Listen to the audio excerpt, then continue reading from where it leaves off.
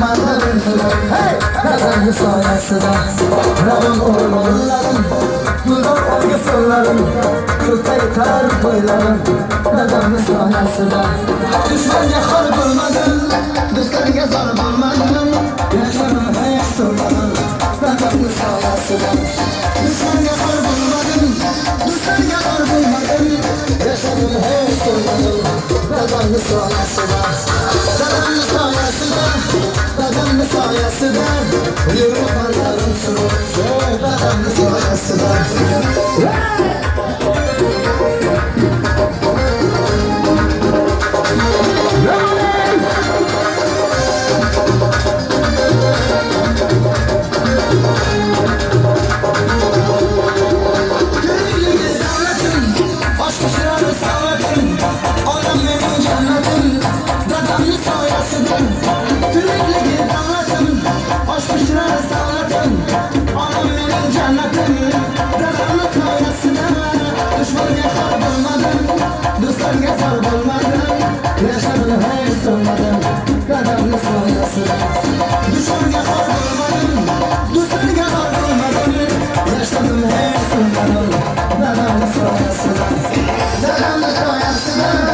Dedemli sayesinde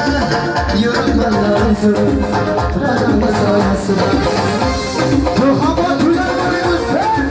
Aman en aşağı